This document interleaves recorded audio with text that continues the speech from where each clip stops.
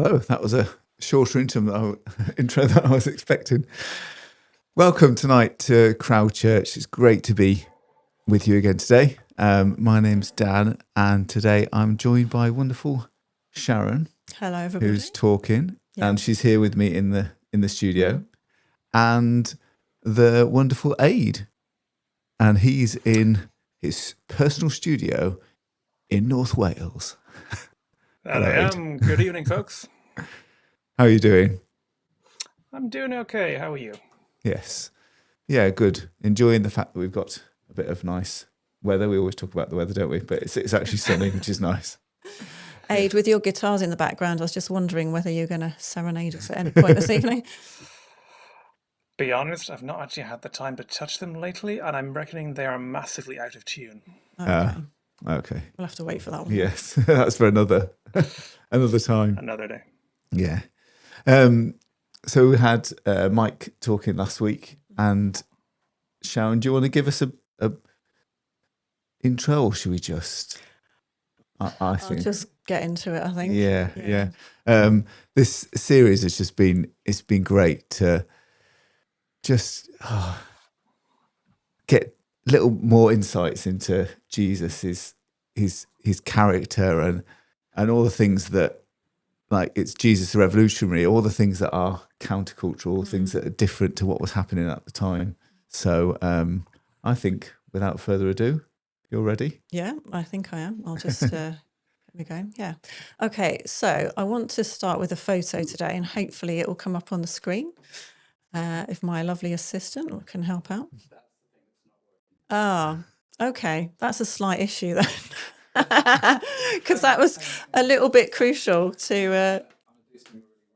Okay, something random happening here. He said the bit that's not working is that... Okay, Hey, here's my photo. Okay, so this is... you might be wondering, what is this vision of beauty in front of me?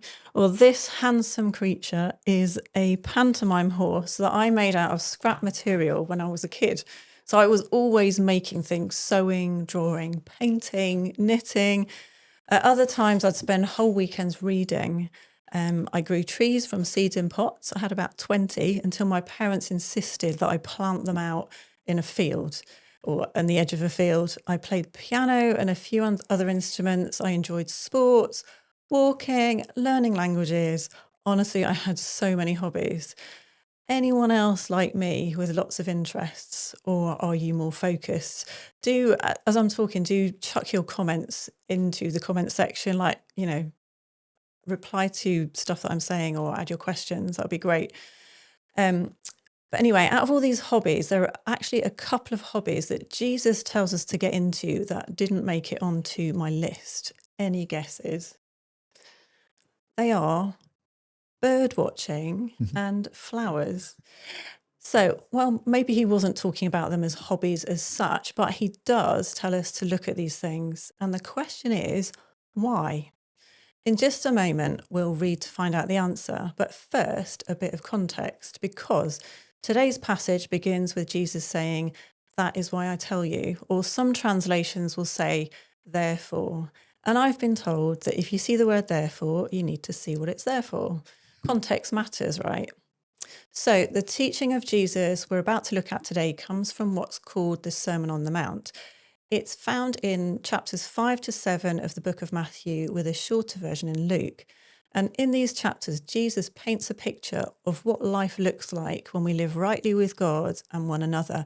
It's almost like a manifesto for life. So if you were in charge of your country, or even just your workplace, what kind of culture would you create?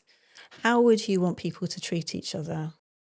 Well, in these chapters, Jesus lays out his vision. Within that, there are 4 short sections about money and possessions, and today we're going to look at the fourth of these. The first asks, if the treasure is the treasure we're storing up, is it purely physical or is it something more lasting? It gets at that pull we all feel, either to keep buying more stuff or to worry because we don't have enough.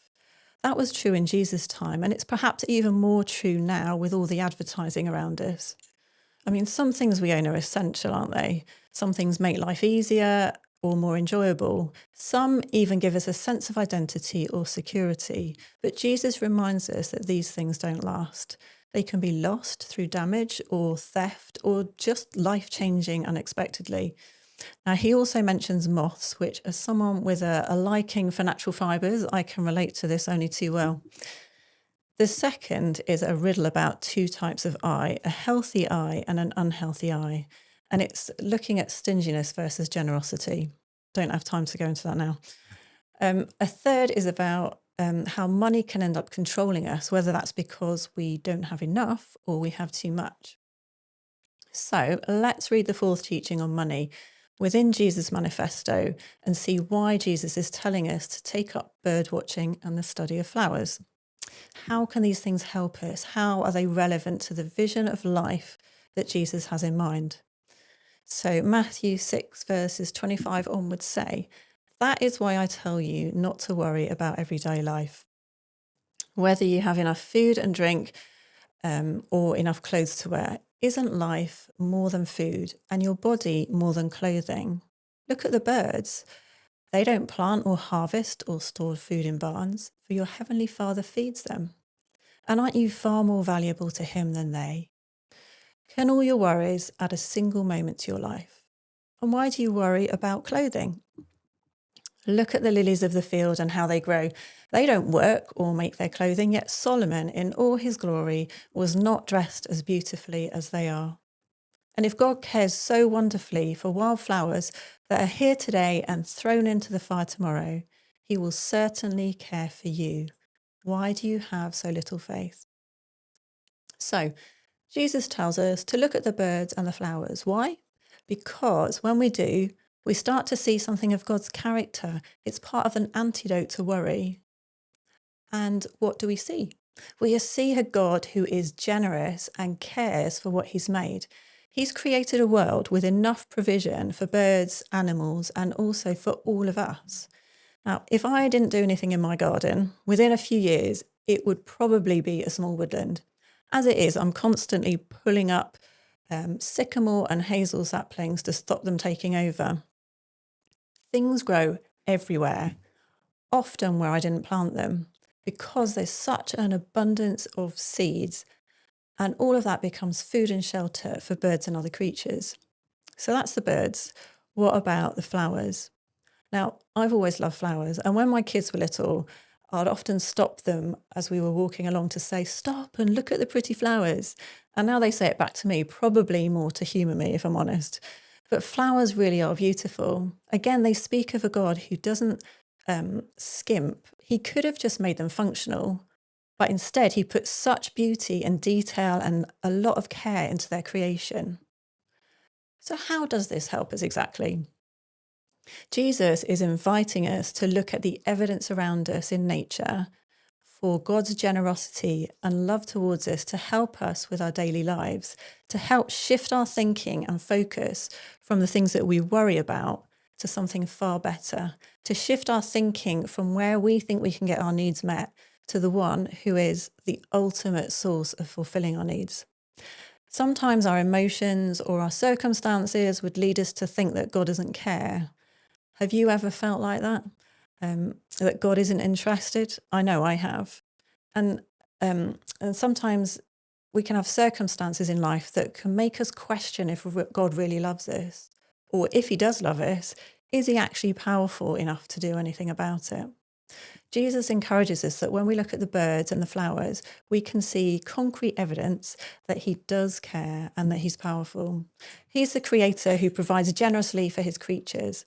Whatever the reason for our circumstances, it's not that God doesn't care. The passage we read before mentions the word worry, and the Greek word translated as worry is the verb merimnao. Not sure my pronunciation. But anyway, this word appears 19 times in the New Testament, and it's sometimes translated as worry, sometimes as be anxious, and sometimes as be concerned. And it's used in both a positive and a negative way. It can be an unhealthy concern or focus on the wrong things, or it can be a healthy and godly concern on the right things. So the scripture we've just read says not to be concerned about food and clothes. On the other hand, 1 Corinthians 12 verse 26 says we should be concerned about each other. The next part of our reading today is this.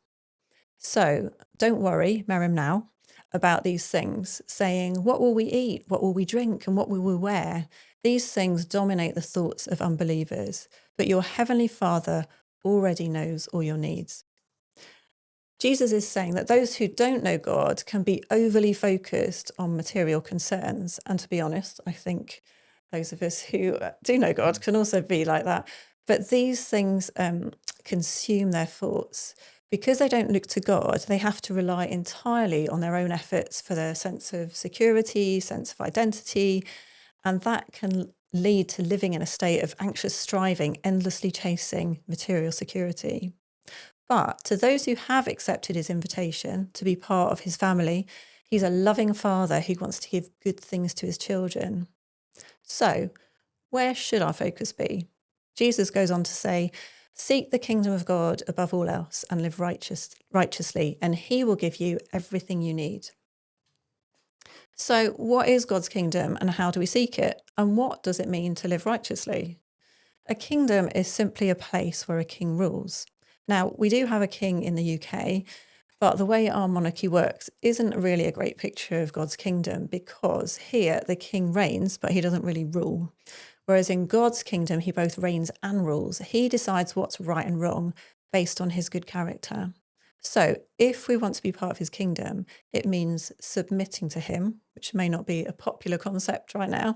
It's not about picking and choosing the bits we like, but trusting his way in every area of life. It means shifting our focus from trying to meet all our own needs and instead trusting him as the one who provides, because the messages we hear in the world are very different. The world says, buy more so you'll feel more secure. Jesus says, that feeling of security won't last.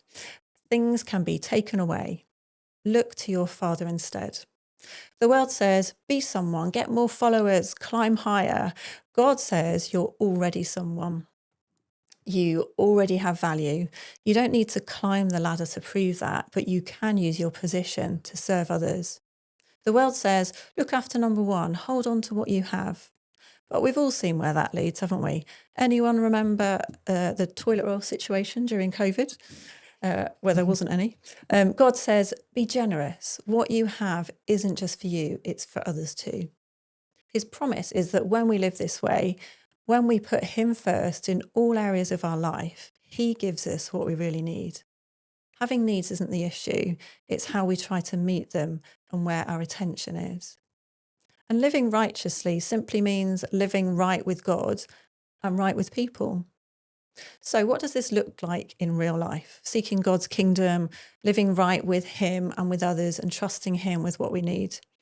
There are so many examples that I could give, but I've got a couple from one end of the spectrum and then one from the other end of the spectrum. So my friend Sue and her family have had years where money has been really tight. She's had to watch every penny.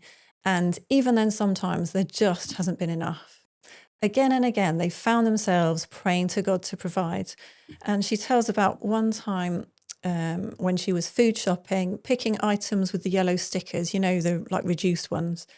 And she got to the self-service checkout and she just happened to turn to the woman next to her, a complete stranger, and said, "This is such a blessing." And the woman asked why. And Sue said, "God's really provided. I've got so much more for my money with these yellow stickers." That's kind of like seeing God's provision in everything, isn't it? Well, the woman replied, "Well, this is going to be an extra blessing. I'm going to pay for your shopping." She said, "I'm a Christian too." And right there in the shop, they gave each other a big hug, complete strangers. Brilliant. So another time when Sue's mother-in-law died, they needed to travel to the Isle of Wight where she'd been living and stay a couple of nights in a hotel and contribute to the funeral. So it was such a big financial strain. So friends helped, of course, but then out of the blue, a man who had once lodged with them briefly and who knew nothing about their situation sent them £100. He said that he'd simply felt God prompt him to do it. It's funny how many coincidences happen when we pray, isn't it? Now, I'm not saying that Christians are the only ones who are generous. I know many people who don't have any faith or of a different faith who are really generous. But I believe that when we are generous, whoever we are, that we're reflecting something of God's own heart. At the other end of the spectrum, we've got a friend who's called Mark Mitchell, and he runs the Mitchell Group, which is a really successful car business. So financially, he's doing really well. Now, a lot of companies expect long hours, put profits first, and don't really look after their staff. Their focus is on the bottom line, and it often leads to stress, high staff turnover, and sometimes questionable decisions, which are ethically a bit dodgy. But Mark's approach is different. He's trying to run his business in line with God's values, bringing God's kingdom here on earth, just like the Lord's Prayer says. He'd be the first one to say he doesn't get it right all the time, but his aim is clear. For example, the business closes on Sundays, one of the busiest days for car viewings, because he believes in keeping a day of rest, like keeping the Sabbath holy, as the Bible would say. It means his staff can be off at the same time as their families. And a few years ago, they even shut down a major part of their business because a contract change would have required Sunday trading.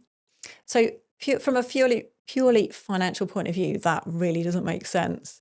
But for Mark, it wasn't just about money. It was about putting God first and trusting him to provide. And there's a verse he really likes in 1 Samuel that says, "Those who honour me, I will honour." And you can also see something of that in the way that he runs the business. Last year, out of 106 staff, only 2 part-time employees left, when the industry average is closer to 30 to 40%. So why? Why do they stay? It's because people aren't just employees to him. He's changed their name actually from employees to colleagues because of the whole mindset changes the way he thinks about people. And he sees them as people made in God's image, and he treats them that way. And as a company, they support over 50 charities, not just for appearance, but out of a genuine care for other people. How would life look different if you really believe that God loves you and wants to be generous towards you? I like to ask myself this question. How would life look if you made living right with God and other people your main focus, partnering with God in all areas of your life, doing things his way? Maybe you already do that. It'd be great to hear how you put this into practice in your life as like an encouragement to the rest of us. But just all this sounds a bit like I'm saying, do this and life will be easy. Listen to how Jesus finishes this little section of teaching. He says, "Therefore, do not worry about tomorrow, for tomorrow will worry about itself. Each day has enough trouble of its own." Jesus is really real with us.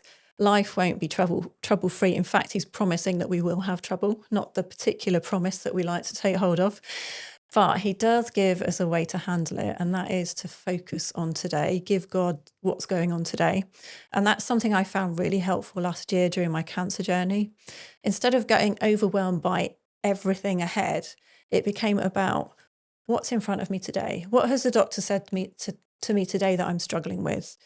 I talk to God about that, be honest how I'm feeling, pray it through, and then choose to trust him with what comes next. And do you know what? It really freed me up just to actually be able to enjoy the day that I was in, thinking, okay, what good things do I actually have today? What can I be thankful for today without letting what could maybe possibly happen tomorrow overshadow it? So really, this is the invitation to shift our focus away from trying to carry everything ourselves and towards living closely with our generous, loving Father. As we put him first and walk in his ways, we can trust him to provide not just for our physical needs, but for the deeper things too, for peace, security, purpose, and a sense of being held. Okay, I've finished. So I'm going to hand back to Dan, although I do have another bit of paper with lots of bits I couldn't fit on that. Oh, so. okay. I love that, Sharon. Brilliant talk.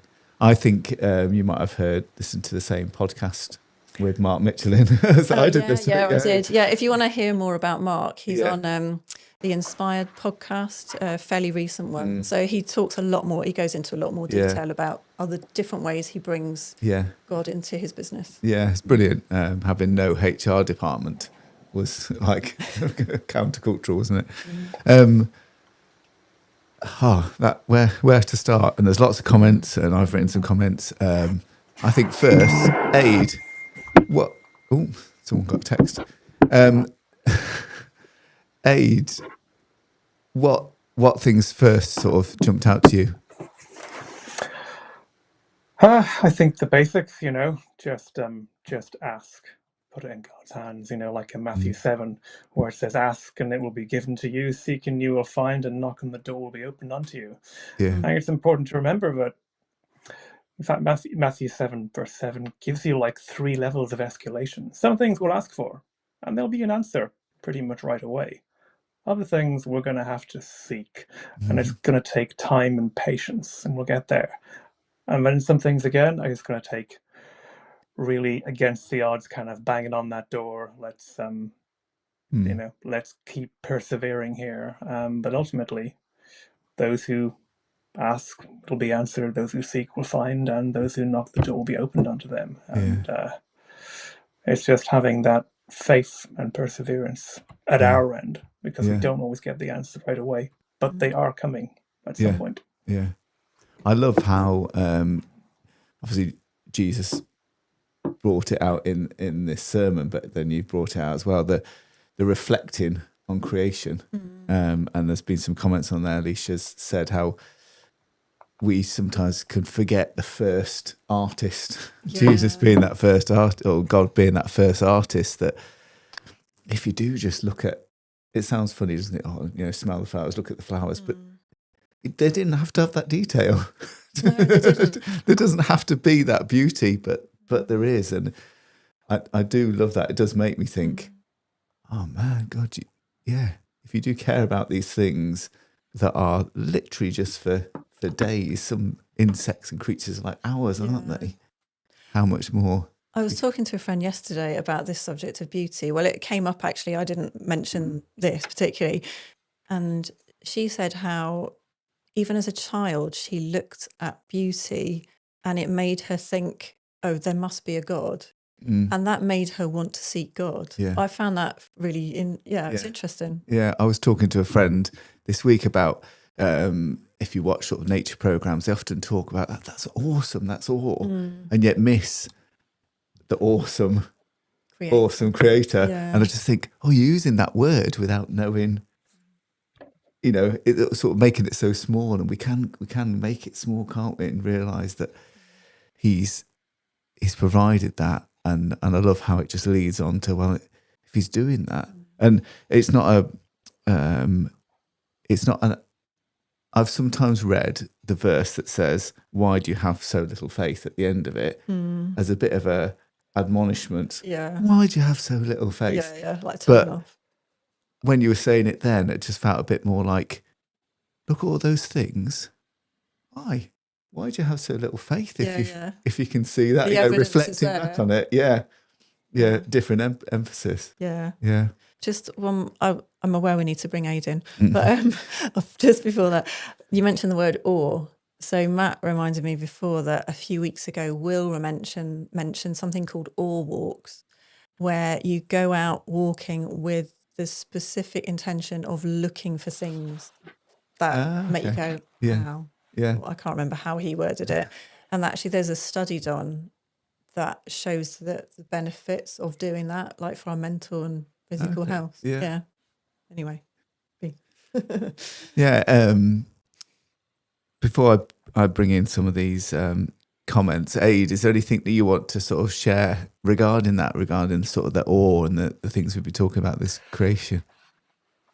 Yeah, so as you know, I'm a scientist, so when I look at this, I guess, through a data-driven mindset, and when I think about what's the greatest thing that us humans have invented or done, and maybe you'll say, oh, really snazzy robots or AI or whatever, and you look at that in all of its ever so modest glory, in comparison to the complexity of a human being. And you just kind of think, well, there's, the relationship between the creator and the created. Yeah. The creator is much more advanced and complex and all the rest of it. So you look at the greatest thing we've done in comparison to us and think, well, we're nowhere near to being able to create anything like us. So then you're going to kind of kick that upstairs and think, wow, just how much more amazing, is God, and how Yeah. much more complex and powerful and awesome. And bearing in mind, the coolest thing we've done is like, after thousands of years of research and all the rest of it, God made us first time. Yeah, we'll have you too. Pop, Adam, bang, Eve, and it's like there was no research and development and preparation. It was just he spoke and it was done, Yeah. and voila. Yeah. And it reflected. I love that sometimes that his image, we're a reflection of that image, aren't they? When we look at creation, it's not just a beautiful thing, it's a reflection of his beauty as well. Yeah. Yeah. Let's get into some of these comments. So yeah, I was saying before that Alicia said she loves some of these beautiful anecdotes that you brought across, and how the early church would have been in that same situation. So you talked about Sue and people just that lady just saying, "Oh, I want to bless you," and I think there must have been a lot of that then when we do. I think sometimes, perhaps in our modern life, we have to be a bit more intentional than, I don't know whether this is true, than they did back then, because they lived in such close community. I feel that needs were a bit more obvious, whereas our needs are often still like that. Yeah. We sort of hide our needs away, don't we? We're very isolated, and sometimes it has to be a bit more intentional. It has to be, let me pay for your shopping, rather than just you both walking to get your groceries together. Yeah. And as I was thinking about these things, it's like, because he says if you focus on doing things his way, that you get your needs met. And as I've been thinking about these over the weeks, I think it works on kind of two sort of levels. One of them is, if everybody is being generous and sharing what they've got, of course, everyone's going to have their needs met, aren't they? Yeah. It's only because we are selfish or we hoard, or there's enough for everybody. The only reason the main reason that not everyone has enough is because of the inequalities caused by people. So there's that one sense, if we just follow his teaching, we get our needs met. But also, it's like we don't live in a world where that happens all the time. Yeah. And God is able to provide those miracles in those situations as well. Not that he always does. Sometimes we'd like a miracle and we don't get one. Yeah. But yeah, I just think it works on two levels. Yeah. Yeah. Yeah. Alicia's also said, I think that partnering with God, although I do it quite imperfectly, helps me to A, feel less lonely in my struggles, and B, refocus on what's important, and C, give more generously and cheerfully. Yeah. If our focus is on these things, it changes. If our inward focus is on God and his creation, he's going to provide, then it helps our outward actions as well, doesn't it? Yeah, it does. Yeah. One of the things that Mike mentioned last week as well was this whole thing about that Jewish literature was meant to be meditated on.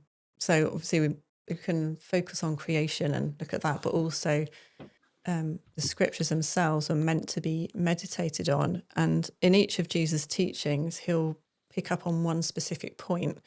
But then if you put them all together, you get but like if you just focus on one point, it can be a bit like, but hang on a minute, what about this situation and what about that? But when you put them all together, you get this very rounded view, and then you kind of have to mull them over, work it out. It's like, okay, how does that work? Yeah. But it's very much about this continual thinking and chewing it over, discussing with people to get the full depth of the truth. I was talking to someone yesterday who's actually he's been on Crowd, and he's talk about mental health. A guy called Phil Watson that we both know, and we were talking about hobbies, or what we'd call now sometimes called mindfulness. Okay. Yeah. and you can sort of link the two together. And I just wondered how people's hobbies or mindfulness, this just came to me, is it something that you do to distract yourself from life, or is it something that you do to help your mind then focus on other things, like looking at wildflowers, looking at sort of wildlife? I suppose you can do both things. You could just get so in depth with it that all it is a distraction. But you can look at it as well, like Jesus says in those words, that it's mindful in terms of something to focus your time on, but it's also mindful in that it directs your focus to Jesus. Yeah. And I just think are the hobbies and the tasks that we do, how are they for you? Are they helping you? Are they mindful? Yeah. Are they directing you to God, or are they distracting? Yeah. And perhaps that's, I always say these things, and it's not me, saying things at you. It's like I need to look at my tasks as well. Yeah. Do they help me to be mindful and focus on? That's a good point. Focus on God. I've got a question for you guys. Aid could start maybe. Just wondering. So I've given a few examples from friends about how they've put God first, like partnered with Him in bringing God's kingdom on earth, even when, like for Mark, it could potentially have been quite costly for him. Have you got any examples of where you've done that, or where God's provided for you? Yeah. Oh, put me on the spot, why don't you? You've had a whole talk to think about this. So I work for a multinational, and in fact, I've worked for multinationals for a long time, and typically they're very open to what people think, but you've got to be very careful about what you say. And as an example, where I work for now, every year we pick what charity shall we, give all this money we've been saving up for to. In fact, the last multinational was the same. And it can be any charity, but not a religious one. Of course, I've always, as an ambassador from Compassion UK, I've always brought that to the table anyway and been knocked back. No, you can't do that. It's, it's not religious. But I've never shied away from speaking what I'm thinking, biblically so, in context. So I've never tried to go out of the way to insert my faith into a conversation, but I've never shied away from it. It certainly has, if anything, had people open up to me that I wouldn't have expected, because I've, shown this side of, in some ways, vulnerability, and not just on the whole corporate, tick box, let's just, do the same dance everyone else does, because that's what we do in a big corporation. That's what I've got being put on the spot. Okay, well, I'll move over to Dan and then give you a bit more chance to think. Yeah, I was thinking about that when I was 16. I went straight from school and went to work for, again, multinational Ford Motor Company, quite a big company. And it was a great job, the apprenticeship, and it's the guy I started work with on that day, still one of my best mates. He's still there. 4 years into it, I really felt I should leave and go to uni. And a few people came up to me and just said, so there was two views. There was one, you're nuts, leaving this is a secure job, and that's brave, going. And for me, it was just, I knew that's what I should do. I had a peace about it. And I was just thinking when Abe was talking, I knew it was God, but I'd seen that modelled by my parents. They lived in that way.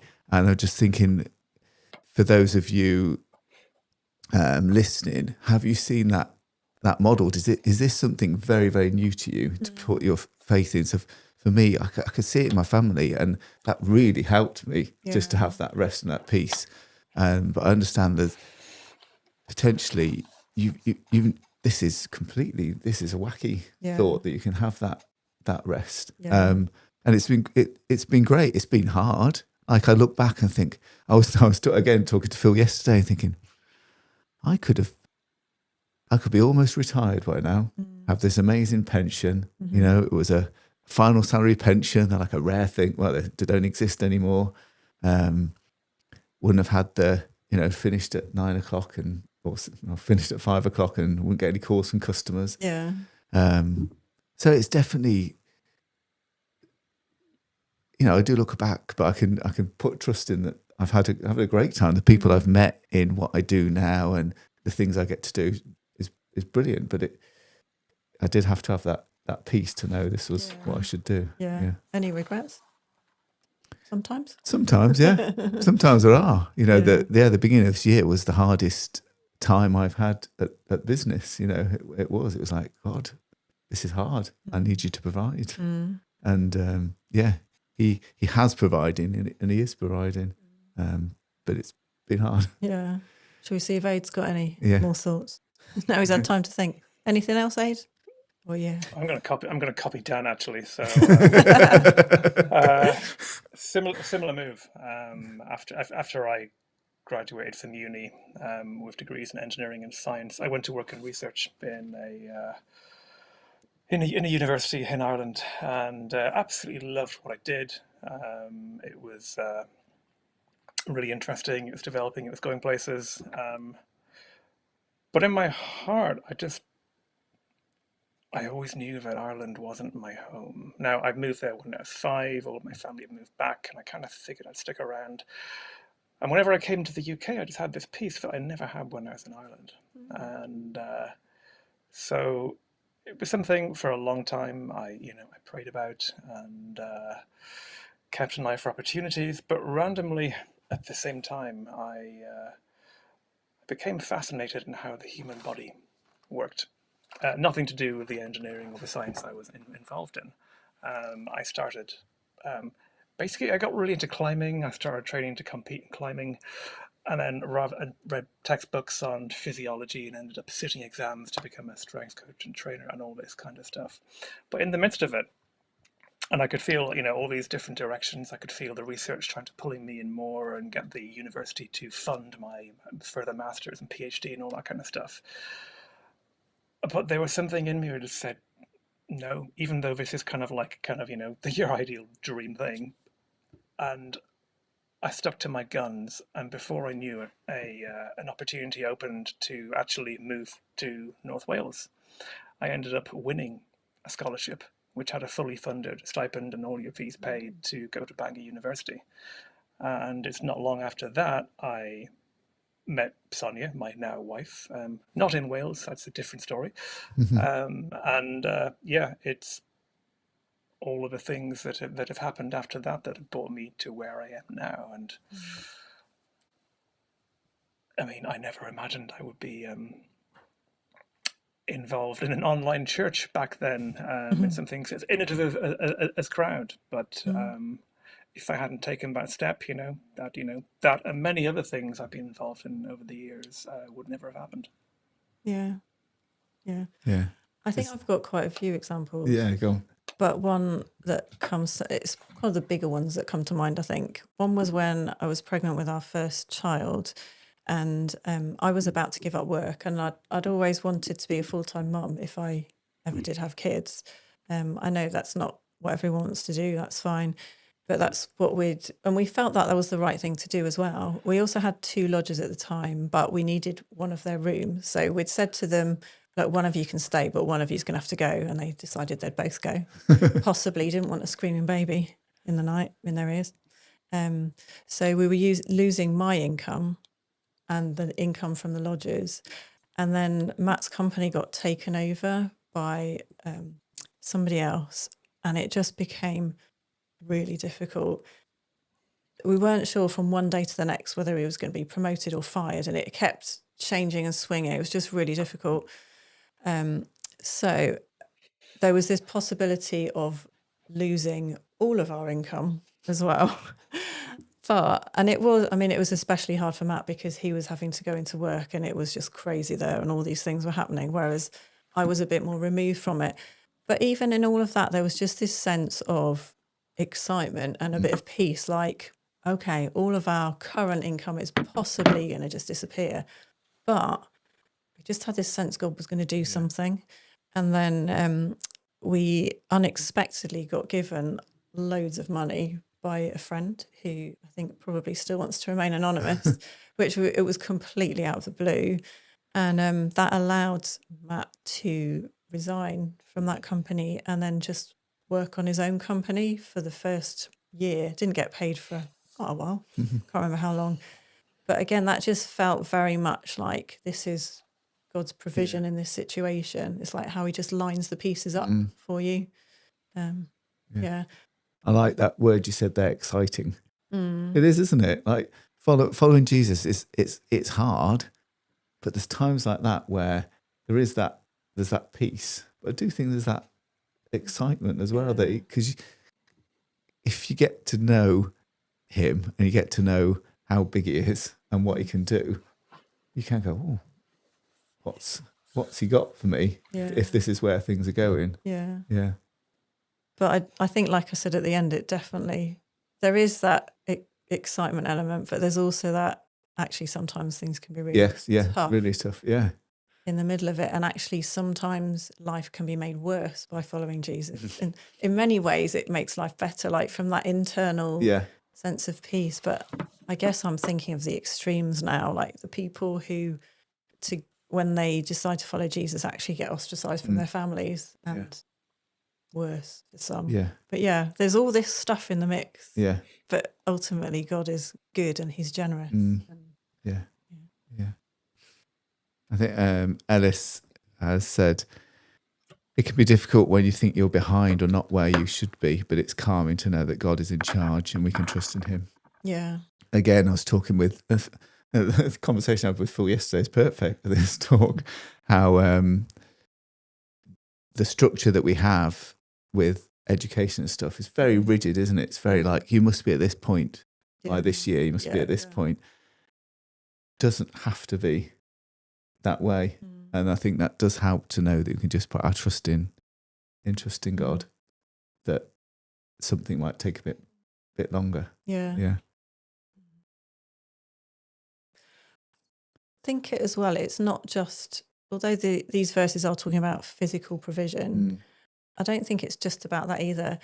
Like I go through these cycles of being really happy with what I'm doing, and then these little niggles can just get in of being like, oh, other people my age are CEOs of companies and doing this, that and the other, and what am I doing? And oh, maybe I should go and study and get these get like more qualifications, but when I start thinking like that, it's actually all about making myself look better. And then it's like when I kind of get a hold of myself and go, hang on, what are you doing? Like readjust your focus here. Who does God say you are? When I start living out of who God says I am, it takes off that pressure to have to try and be something big and shiny. And it means that I can just go, okay, God's given me these gifts to do. So what things can I study that are going to help me do this better so that I can serve other people? And it's just a very different, it's just that shift in focus is really releasing. So it's like having that peace, that sense of identity, that sense of security that comes from knowing Jesus can just shift all of the things that you do. And I wrote it down here. You said in your talk, you're already someone. Yeah. God says you're already someone, and the things you buy and the things you do aren't necessarily your identity. You're someone before all that, over and above all that. Yeah. Any more thoughts from you, Wade? Yeah, just going back probably 5 minutes now, I just couldn't help but think of James 1 verse 2. Consider it pure joy, my brothers and sisters, whenever you face trials of many kinds, because you know that testing of your faith produces perseverance. I don't like trials. I don't really kind of go, yay, trials. Me neither. I see the merit. I look back and I see how I've grown. And, if I'm honest with myself, yeah, okay, it probably was worth it. Um, but, sufferings, and I say, what we're going through right now is one of those. But there's there's a greater plan to it. We're all going to go through suffering at some point. Following Jesus is not a get out of jail free card to suffering. If anything, it invites it because you put a big target on your back for Satan to go and play whack-a-mole with. But it changes you if you let it. If you just accept the situation you're in, hand it over to God, and not just kick and rive against it, which, let's face it, we all do from time to time. But it produces perseverance. It produces character and depth that we would not have gotten. It produces strength that we wouldn't have if we hadn't gone through this and if our faith hadn't been tested. We just don't see it at the time. Yeah. In case there are people here who don't know your story, are you happy to give a little gist of what's going on at the minute? Sure. So, my wife has severe ME. This means that it's kind of a hard one to describe, but if you imagine never ever having any energy, and whenever you try and do something, you just want to collapse, but you probably can't even do it anyway because you're that feeble. And over the last couple of years, I've literally watched her waste away, and watched her arms and legs look more like that of someone probably 30, 40 years older than her, as she's not been able to move. And for a long time, I just asked God, why? You've healed her in the past. You miraculously healed her back like 10 years ago. That was amazing. But why for this? And I still haven't got an answer to that. But I see how, and it's funny because the number of times people in the midweek community group tell us that they find us, completely inspiring what we do, how we just get on with it. I'm thinking, don't feel inspiring at all. Neither of us do. But we get a glimpse into the fact that, yes, what we're going through is horrendous.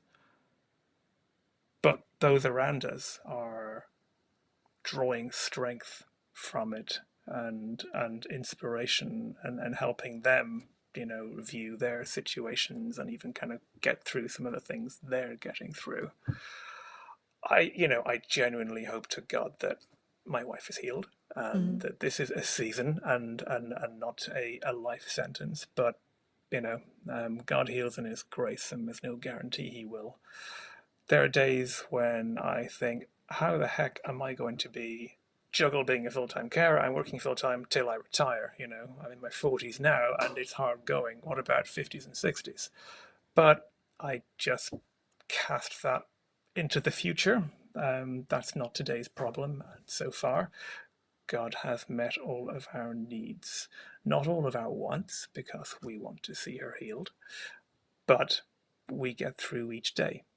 We manage with what we have, and we try to find the happiness in the small space that is our lives in comparison to before. Before, we were very active people. We were big into outdoor sports. We ran a strength coaching business part-time. We competed in weightlifting. We were very active in church, with Christian charities, with music. All of that's gone.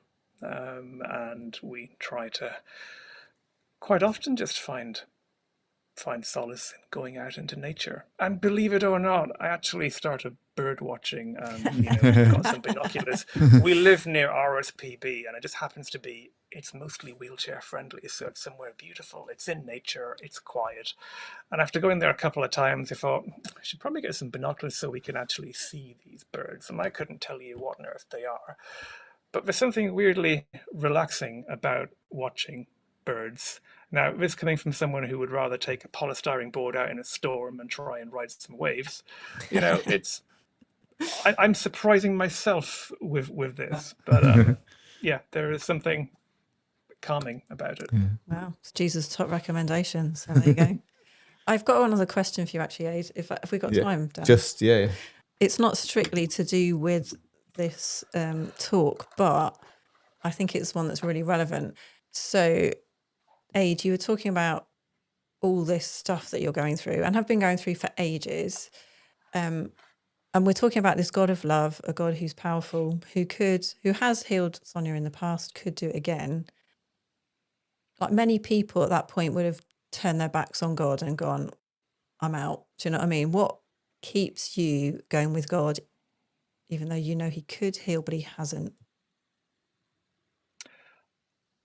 I know there's no guarantees. I know he does it in his grace. I know in Genesis he handed over this planet to us and said, right, you guys have dominion over this. I'm staying out.